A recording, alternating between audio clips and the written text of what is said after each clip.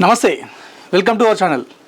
కల్వకుంట్ల కవిత తెలంగాణ ప్రజల మనసులను గెలుచుకోబోతుందా? తిహార్ జైలు నుండి బయటకు వచ్చిన తర్వాత కల్వకుంట్ల కవిత ఆలోచన విధానంలో మార్పులు వచ్చాయా? ఇంటి పోరు భరించలేక బయటికి వచ్చానన్న కవిత తెలంగాణలోని అన్ని పార్టీల పోరు తట్టుకుంటుందా? సో తెలంగాణలో కల్వకుంట్ల కవిత తన రాజకీయ భవిష్యత్తు ఎలా ఉండబోతుందో సార్ మాట్లాడతాం. ప్రస్తుతం మనతో సీనియర్ జర్నలిస్ట్ ప్రేమ్ ఉన్నారు.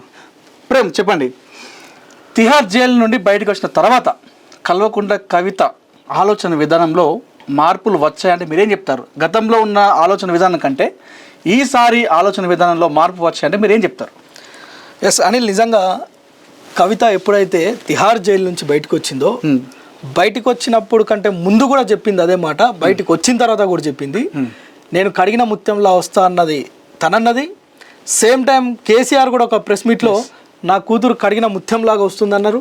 వీళ్ళకి సంబంధించిన అభిమానులు కావచ్చు, వారందరూ కూడా ఇక్కడ రాజకీయంగా దాన్ని దుమారం చేసినప్పటికీ ఇతర రాజకీయ పార్టీలు, అటు బీజేపీ కావచ్చు, ఇటు కాంగ్రెస్ కావచ్చు, ఎస్ ఈవెన్ ఈమె బీఆర్ఎస్లో ఇమడలేక బయటకు వచ్చినా అని అనేక సార్లు చెప్పినప్పటికీ ఈమె వైఖరిలో మాత్రం గణనీయమైన మార్పులు మనం చూడొచ్చు. ఓకే, జైలు నుంచి బయటికి రాగానే తన కార్యాచరణ ప్రకటించడం, ఎక్కడికి పోతే అక్కడ ఫాలోవర్స్ని పెంచుకోవడం, చిన్న సమస్య జరిగితే ఆ సమస్యను స్పందించడం. ఓకే, అంటే మనం ఇప్పుడున్న లేటెస్ట్ పొలిటికల్ సినారియోలో ఇది ఇప్పుడు అవసరమైంది. ఓకే, అంటే ఇప్పుడు ఎలక్షన్స్ రేపటికి రేపు లేవు, ఇంకా 2.5 ఏళ్ళు ఉన్నాయి. ఓకే, అయినప్పటికీ కూడా ఇప్పటి నుంచే ప్రజల్లోకి వెళ్ళటం అంటే ఏదేమైనప్పటికీ కూడా కేసీఆర్ బిడ్డ, ఎస్ ఆ ఆలోచనలు అవన్నీ ఉంటాయి. అవన్నీ ఇప్పుడు రివీల్ అవుతుంటాయి ఒక్కొక్కటి. ఇప్పుడు టైం వచ్చింది అనుకోవచ్చు, ఇంప్లిమెంట్ చేస్తూ ఉంటుంది. సో ఈ ఇంప్లిమెంటేషన్లో భాగంగానే తిహార్ జైలు నుంచి బయటికి వచ్చిన వెంటనే తన అభిమానులు ఏంది, తన బలం ఏంది, తన బలగం ఏంది, తన వ్యతిరేకత ఎవరి మీద, తన గురి ఎవరి మీద ఎక్కువ పెట్టింది అనేది చిన్న చిన్న రివీల్ చేస్తూనే ఉంది ఒక్కొక్కటి.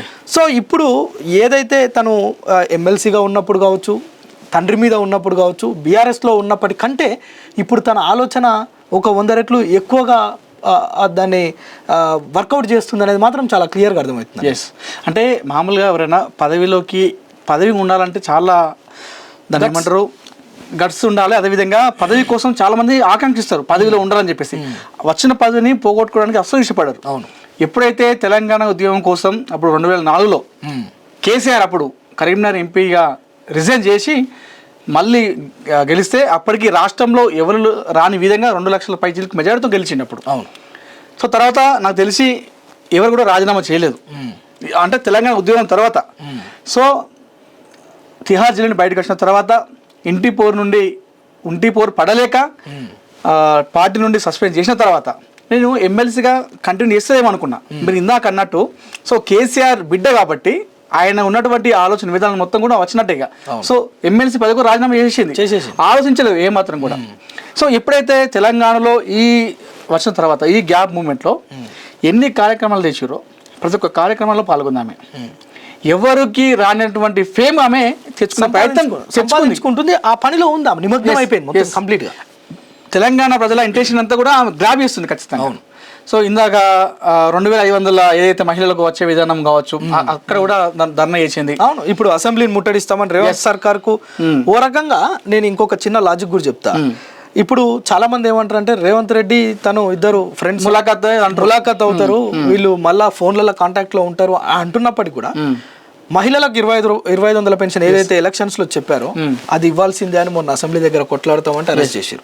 నిన్న మనం వెలుగుమట్ల అందరు రాజకీయ పార్టీలు పోయి వచ్చిపోయారు, ఫోటోలు దిగిరు, స్టేటస్లు పెట్టుకురు, చుట్టం సూపు లెక్క చేసిరు. కానీ అక్కడ చుట్టాలలాగా చూసినోడు ఎవరు, బాధితుల్లాగానే చూసిరు.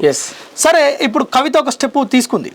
3 రోజులు ధర్నా చేస్తానికి, దీక్ష చేస్తానికి పూనుకుంది. అక్కడున్న 10,000 మంది బాధితులకు సంబంధించి ఒక 1000 మందిని దగ్గర పెట్టుకుంది, కూడబెట్టుకుంది. తన బలగం ఏంది అంటే అక్కడ వాళ్ళకి న్యాయం చేయాలి ప్రభుత్వం, అందుకు నేను ఏదైతే చేస్తా అనే ఒక సందేశాన్ని అక్కడ ఇవ్వగలిగింది. ఒక మహిళ అయి ఉండి ఇటు ప్రధాన రాజకీయ పార్టీలు, ప్రతిపక్ష పార్టీలు అని చెప్పుకుంటున్నవి ఏవి కూడా అక్కడ ఆ విషయంలో సక్సెస్ కాలేదు. కానీ కవిత ఆ విషయంలో సక్సెస్ అయ్యింది. అంటే ఎందుకు సక్సెస్ అయ్యింది? నిన్న మనం ఇంకొకటి కూడా చూసినాం. ఆ 2వ రోజు ధర్నాలు అలా కొడుకుని పక్కన కూర్చోబెట్టుకుంది. కొడుకు ఎందుకు కూర్చోండు అంటే రేపు ఎమ్మెల్యేగా పోటీ చేస్తాడా, ఏమన్నా రేపు ఎలక్షన్స్ ఉన్నాయా? కాదు, తన కుటుంబం అంతా బాధితుల కోసం ఉంది అనే ఒక ఒక సంకేతాన్ని బయటికి పంపించే మంది బాధపడుతుంటే మీ ఇంట్లో ఇంట్లో కూర్చోలేదు. అక్కడ మాజీ ముఖ్యమంత్రి కేసీఆర్ లాగానో లేదంటే అంటే ఈమె బాణాలు ఎక్కువ పెట్టేది అలా మీద ఇప్పుడు ఇంటిపోరు బయట తట్టుకోలేక బయటకు వచ్చేసి హరీష్ రావు లాగానో లేకుంటే కేటీఆర్ లాగానో నేను నా కుటుంబాన్ని ఇంట్లో కూర్చోబెట్టలేదు, మేము ఫ్యామిలీ అంతా ఇక్కడ కూర్చున్నాం, మీకోసం ఖమ్మం వెలుగు మట్ల బాధితుల కోసం నిలబడ్డం, ఇక్కడ కూర్చున్నాం, అవసరమైతే ఇక్కడ అరెస్ట్ అవుతాం అని గట్టిగా చెప్పే ప్రయత్నంలో భాగంగానే కొడుకుని పక్కన కూర్చోబెట్టుకుని ధర్నా చేసింది. ఆ ఫోటో కూడా నేను చూపించే ప్రయత్నం చేస్తా. అయితే ఇట్లా అంటే తన వైఖరిలో పూర్తిగా మార్పు రావటం, ఇది రాజకీయంగా రేపు రాబోయే రోజుల్లో ఎన్నికల్లో మనం ఒకసారి అంటే చాలా మంది కంపేర్ చేస్తూ ఉంటారు. ఈమెకు నెక్స్ట్ ఆంధ్రాలో వైఎస్ రాజశేఖర రెడ్డి కుమార్తె షర్మిల, తనకు వీళ్ళిద్దరూ రకంగా చెప్పాలంటే ఆస్తి పరంగా ఐశ్వర్యం పరంగా వీళ్ళకు ఎవ్వడు కూడా సాటిరాడు. సేమ్ అక్కడ కూడా కుటుంబ పోరే, ఇక్కడ కూడా కుటుంబ పోరే. కానీ కొంత ఆమె ఒక అడుగు వెనక్కేసిందని చెప్పొచ్చు. పార్టీ పెట్టింది, మళ్ళీ పార్టీ తీసేసి కాంగ్రెస్ పార్టీలో ఆ రాష్ట్రానికి అధ్యక్షురాలైంది. ఏదేమైనా తెలంగాణ వచ్చింది, ఇక్కడ పార్టీని ఎస్టాబ్లిష్ చేద్దామని ఇక్కడ కూడా టీమ్స్ అరేంజ్ చేసింది. బట్ కవిత అంత సక్సెస్ సాధించలేకపోయింది అనేది మాత్రం మనకు చాలా క్లియర్ గా ఇది ఒకటి చెప్పుకోవచ్చా? కవితకి షర్మిలకి నక్కకి నాగలోకానికి తేడా అనలేము. రాజకీయంగా కొంత కేసీఆర్ తెలివి, కేసీఆర్ అడుగుజాడలు, రాజశేఖర్ రెడ్డి అవును. కానీ అది అక్కడ అందిపుచ్చుకోలేకపోయింది. ఇక్కడ మాత్రం పర్ఫెక్ట్ గా అంటే తను తిహార్ జైలుకు పోయి వచ్చిన తర్వాత తన అడుగులు పూర్తిగా మార్చడం, తన ట్రాక్ నే చేంజ్ చేయటం, ఈ ట్రాక్ చేంజ్ చేయటం వల్ల ప్రజల అటెన్షన్ ని తను గ్రాప్ చేయటం. సో ఇవన్నీ చూస్తే తనకంటే అంత వేరియేషన్ ఉంటుంది కానీ కొంత వేరియేషన్ కూడా తండ్రి వారసత్వం అంతా పుణికిపుచ్చుకోలేదు, అది సాధ్యం కాదు. కానీ కవిత ఆ విషయంలో కొంత సక్సెస్ అయిందని చెప్పుకోవచ్చు. ఇంకా రాబో రోజుల్లో కూడా నిన్న మొన్న హాస్టల్లో ఏదో ఇష్యూ అయితే కూడా అక్కడికి వెళ్ళి పిల్లల్ని నాగర్ కర్నూలులో పిల్లల్ని ఎక్కడ తెలంగాణ ఇంత చిన్న నుండి పెద్ద సమస్య ఏదైనా సరే ఎస్ ఒక విషయం ఏంటంటే సమస్య చిన్నదా పెద్దదా అనేది స్కేల్ పెట్టి కొలవడం కంటే సమస్య ఉంది అనగానే అక్కడికి వెళ్ళి నేనున్నా అని చెప్పే ప్రయత్నం చేయడంలో కవిత సక్సెస్ అని చెప్పొచ్చు అని. మరి ఎలా ఉండబోతుంది రాజకీయ భవిష్యత్తు తెలంగాణ? మనం చూసినాం నిన్న. ఇప్పటికైతే చాలా మంది ఏమంటారు అంటే రేవంత్ రెడ్డికి కవితకి ఇద్దరి మధ్యలో ములాఖాత్ ఉంది, రేవంత్ రెడ్డి విడిచిన బాణం అని చెప్పేసి చాలా మంది అంటారు. కొంతమంది ఏమో ఇదంతా ఫ్యూచర్ లో కేటీఆర్ ని సీఎం చేయడానికే, హరీష్ రావు పక్కన పెట్టడానికి కవితని బయటకు పంపించారు, ఇదంతా ప్లాన్ అని చెప్పేసి మరికొంతమంది అంటున్నారు. సో ఇవన్నీ మన ప్లాన్స్ నిజంగా ఉన్నాయా, లేదంటే ఒకవేళ లేదు నిస్వార్థంగా బయటకు వస్తే ఒంటరిగా సక్సెస్ అవుతుందా, లేదంటే రాజకీయ పరిణామాల దృష్ట్యా ఎలక్షన్ వరకు ఏదో ఒక పార్టీతోని ములాఖాత్ అయ్యే అవకాశం ఉందంటారు? అంటే ఇక్కడ మనం ఏదైనా ఊహించలేము. రాజకీయాల్లో మనము ఏది కూడా ఊహించలేము. రేపటికి రేపు పోయి కాంగ్రెస్ పార్టీలో నీకు ఇంకో విషయం చెప్తా. ఇప్పుడు పబ్లిక్గా తెలుసో తెలియదు చాలా మందికి. మొన్న 3 మంత్రులు అయ్యారా కొత్తగా. అడ్లూరి లక్ష్మణ్, వాకిటి శ్రీహరి, వివేక్ 3 మంత్రులు అయ్యారు కదా. ఈ 3 తర్వాత 4వ ఆమె కవిత. ఇది చాలా మందికి తెలియదు. నిజమే, ఇది చాలా మందికి తెలియదు. ఆ రోజు ఆ రాత్రి ఏం మార్పులు జరిగినాయో మొత్తానికి ఆ నైటే ఆ పేరును కట్ చేసిరు. తెల్లారే చలో మళ్ళా ఫైటింగ్ స్టార్ట్ అయింది. అప్పటిదాకా కొంత అడుగులు తట్పటాయించుండే. ఆ తర్వాత ఆ నెక్స్ట్ డే నుంచి మళ్ళా ఉద్యమం అనేది స్టార్ట్ చేసింది. ఆ తర్వాత కొందరు రివీల్ చేసిరు ఆ విషయాన్ని కూడా.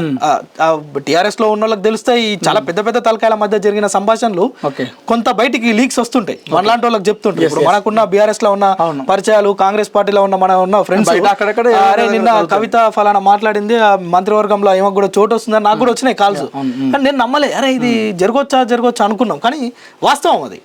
సో ఆ పరిణామం తర్వాత కూడా తను ఉద్యమం చేయక తప్పలేదు. ఎందుకంటే మంత్రి అయితే ఎట్లున్న పరిస్థితి ఈ రోజు మనం మాట్లాడదామో లేదు, రేపేం జరుగుద్దో కూడా తెలియదు. సేమ్ మళ్ళీ బీఆర్ఎస్ లకు పోద్దా, తండ్రి ఏదైనా గట్టిగా ఏం సంగతి అని కళ్ళు ఎగిరేస్తే చెప్పలేం. ఒకవేళ కేటీఆర్ మాట నాకు కానీ కేసీఆర్ మాట అయితే కాదనలేదు కదా. ఇప్పటికీ కూడా మాట్లాడుతుంది తండ్రి అంటే ఎలాంటి కోపం లేదు, నా తండ్రిని బదనాం చేస్తారు అని చెప్పేసి చాలా మాట్లాడుతుంది. ఆ పార్టీలో ఉన్న కొంతమంది అని చెప్పి ఎప్పుడు ఆ కొంతమంది మీద చెప్తా ఉంటది. సరే దాన్ని మనం తర్వాత మాట్లాడుకుందాం. అంటే మాట్లాడడం కూడా ఎక్కువ హరీష్ రావునే సంతోషం ఉంటుంది అంతే. అన్నను కేటీఆర్ కూడా ఎక్కువ ఇబ్బంది పెడుతుంది, తక్కువ. సో ఈ క్రమంలోనే మళ్ళా పోయే అవకాశాలు ఉన్నాయా బీఆర్ఎస్ కి? లేదు, రేవంత్ రెడ్డి కనుక మళ్ళీ మరొక ఆఫర్ వచ్చి అంటే మొన్న త్రుడిలో తప్పింది అనవచ్చు దీన్ని. అంటే ఎందుకు ఇవ్వలేదు మరి? అంటే దానికి చాలా కారణాలు చెప్పుకోవచ్చు. అది కూడా ఉంటది కదా. అంటే ఇప్పటిదాకా జరిగిందంత నటనే అనేది ప్రజలకు అర్థమైంది. ఇదంతా ఇద్దరి మధ్య లోపాయకార ఒప్పందం అనేది ప్రజలకు అర్థమైతే ఇప్పుడు ఎవరన్నా ఒకరు ఆ విషయాన్ని బహిర్గతం చేస్తే పొరపాటున బహిర్గతం చేస్తే వీళ్ళిద్దరు లోపాయకార ఒప్పందం అని ప్రజలు దీన్ని క్యాచ్ చేస్తే ఇంకా నమ్మరు ఎప్పుడు కూడా. ఇటు రేవంత్ రెడ్డిని నమ్మరు, ఇటు కవితని నమ్మరు. సో ఆ రాత్రి ఏం జరిగిందో మొత్తానికి ఇది ఒడిసిపోయింది కథ. నెక్స్ట్ జరిగింది ఏంది, ఇప్పుడు కేసీఆర్ గట్టిగా చెప్తే ఒకవేళ అల్లకపోవచ్చు, లేదు రేపు రేవంత్ రెడ్డి కనుక వద్దు మీరు నా దాంట్లో చేరండి, మీకు మంచి పొజిషన్ ఇస్తా, నాకు అవసరం మీరు అనకంటే చెప్పలేము. ఒకవేళ రాజకీయంలో ఏదైనా జరగవచ్చు కదా, ఇందులో కూడా జరగవచ్చు. నాకు తెలిసి రేవంత్ రెడ్డి కంటే సోనియా గాంధీ లేదంటే రాహుల్ గాంధీ చెప్తే వినే అవకాశం ఉంటుంది అనుకుంటా. చెప్పినా కదా కేసీఆర్ కూతురు కాబట్టి ఆ రకంగా ఆలోచిస్తాను. ఈ చిన్న వాళ్ళతో ఏమీ కూడా అట్లా చేసేంత అవకాశం లేదు. రేపటి నాడు ఏదైనా జరగవచ్చు. ఒకవేళ లేదు ఊకే అటేంది ఇటేంది నేనే ముఖ్యమంత్రిని కావాలి, ఇప్పటికే పార్టీ అనౌన్స్ చేస్తారు రేపెల్లుండి అని చెప్పింది. నిన్న మొన్న ఇంటర్వ్యూస్ లో మనం చూసినాం. అవును, ఆల్రెడీ ఆ లీక్స్ ఇస్తూనే ఉంది. రేపో మాపు పార్టీ పెడతా, అందులో తెలంగాణ పదం వస్తుంది, నేనేందో చూపిస్తా, అస్తిత్వాన్ని మళ్ళా నిలబెడతా. అలా ఆయన ఎట్లా చెప్పిండో సేమ్ డైలాగ్స్. ఈ తూటాల కంటే పదునుకుంటాయి ఇలా మాట. అవునవును, ఈ మనం విన్నా గానీ బోల్తా పడతాం. జనాలు ఎట్లాగూ మనం చూసినాం కదా, ప్రతిపక్షాలే గందరగోళానికి గురవుతారు వాళ్ళ మాటలకి. రేపు రాబో ఎలక్షన్స్ వరకు నేనే ముఖ్యమంత్రి అవుతా ఎందుకు, ఇప్పుడు ఇటు మాదిగోళ్ళ కాడికి పోయి నేనే మాదిగని అంటది, బీసీలకు సమస్య వస్తే నేను బీసీ బిడ్డని అంటుంది, ఓసీలకు సమస్య వస్తే నేను ఓసీ బిడ్డని అంటుంది, మహిళలకు సమస్య వస్తే నేను నా అక్క చెల్లెలకు అంటుంది, పురుషులకు సమస్యలు వస్తే నా అన్నదమ్ములు అంటుంది. ఈ అందరిని కలుపుకునే ఓ ప్రయత్నం చేస్తుంది కవిత.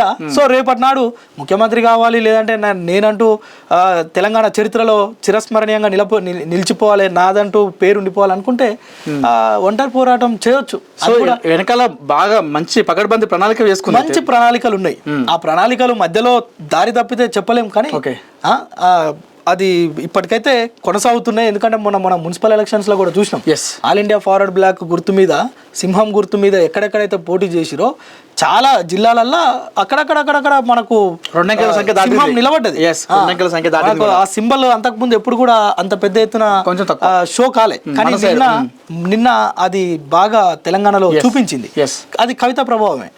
సో ఈ క్రమం ఇట్లా ఈ పరిణామ క్రమంలో రేపటి నాడు ఏం జరుగుద్ది అనే విషయాన్ని పక్కన పెడితే కనుక ఇప్పుడు మాత్రం ఒక స్ట్రైట్ ఫార్వర్డ్ గా తనకున్న లక్ష్యం ఏదైతే ఉందో ఆ లక్ష్య సాధన కోసం కవిత పనిచేస్తుంది అనేది మాత్రం చాలా క్లియర్. అంటే ఇంకొక కవిత విషయంలో నాకు నచ్చింది ఏంటంటే అంశం, ఈమె ఓసీ అయినప్పటికీ, ఓసీ వర్గానికి చెందిన మహిళ అయినప్పటికీ కూడా బీసీ రిజర్వేషన్ పైన చాలా కొట్లాడింది ఈమె. అదే అంటున్నా, అసలు మామూలు విషయం కాదు అది. బీసీ రిజర్వేషన్ పైన ఓసీ ఉన్న వాళ్ళు ఆ పార్టీ తరపున స్టాండ్ తీసుకున్నారు. అవును, కానీ ఇండివిజువల్ గా వెళ్ళి బీసీలకు రిజర్వేషన్ నేను అదే చెప్పిన, ఒక ఎస్సీలకు సమస్య వస్తే నేను నా ఎస్సీ సమస్య వస్తే నా బీసీ అంటుంది. రేపు రిజర్వేషన్ల కోసం నేను బీసీ అని కూర్చొని కొట్లాడుతుంది. నువ్వు కాదు అనలేవు, అంటే కాదు అంటే నువ్వు ఏదో రాజకీయంగా విమర్శ చేస్తానికి పనికొస్తుంది తప్ప నేను న్యాయపరంగా వాళ్ళకి రావాల్సిన వాటా కోసం కొట్లాడుతున్నా అన్నప్పుడు అవతలోడు ఏం మాట్లాడతాడు? ఇరకాటంలో పెట్టే ప్రయత్నం ఇది. సో మొత్తానికి ఇట్లా ఈ స్టాండ్ బై స్టాండ్ అంటే స్టెప్ బై స్టెప్ ఇట్లా పోతుంది. తన స్టాండ్ పకడ్బందీగా తన టీం కావచ్చు, తనకున్న సోషల్ మీడియా ఇన్ఫ్లుయెన్సర్లను కూడా ఇప్పుడు చాలా క్లోజ్ చేసుకుంటుంది. సో ఈ క్రమంలోనే తను సక్సెస్ఫుల్గా ఇప్పటి వరకు తిహార్ జైలు అక్కడి నుంచి చూస్తే ఈ రోజు వెలుగుమట్ల బాధితుల వరకు కూడా అన్ని సక్సెస్ఫుల్ గానే స్టెప్స్ వేస్తుంది. ప్రజల నోట్లో నాంతుంది ఆమె పదం. సో ఇది ఇట్లనే కొనసాగితే కనుక కొంత రెండు పార్టీలకు కూడా, ఇటు ప్రధాన ప్రతిపక్షం అని చెప్పుకుంటున్న వాళ్ళు కావచ్చు, మేమే ప్రతిపక్షం అని చెప్పుకుంటున్న బీజేపీ కావచ్చు, ఇటు కాంగ్రెస్ పార్టీకి కూడా కొంత ఇబ్బంది గట్టు పరిస్థితులు వచ్చే అవకాశాలు ఉంటాయి. అంటే అంత పెద్ద ఎఫెక్ట్ జరుగుద్దా జరగదా అనేది రేపు మాట్లాడుకుందాం, కానీ ఇప్పటికైతే ఆమె ఒక సవాల్గానే మారుతుంది అన్ని పార్టీలకు కూడా. ఓకే, సో ప్రేమ అన్నట్టు రాజకీయంలో ఎప్పుడు ఏం జరుగుతుందో మనం ఊహించలేం, అనుకోలేం. రేపటి రోజున మరి సొంతంగా తను పార్టీ పెట్టి ముఖ్యమంత్రిగా వెళ్ళేటువంటి అవకాశం ఉందా, లేదంటే అటు రేవంత్ రెడ్డి పక్షాన చాలామంది అనుకున్నట్టు, లేదంటే బీఆర్ఎస్ తండ్రి వైపే మొగ్గు చూపుతుందా అనేది మాత్రం మనం కొన్ని రోజులు అయితే వేచి చూడాల్సినటువంటి అవసరం అవుతుంది. సో మీరేమనుకుంటున్నారు? ఒకవేళ కనుక కవిత సొంతంగా పార్టీ పెట్టి ముందుకు వెళ్తే తన రాజకీయ భవిష్యత్తు ఎలా ఉండిపోతుంది అనేది మీరేమనుకుంటున్నారో మీ అభిప్రాయాన్ని కామెంట్ రూపంలో తెలియజేయండి.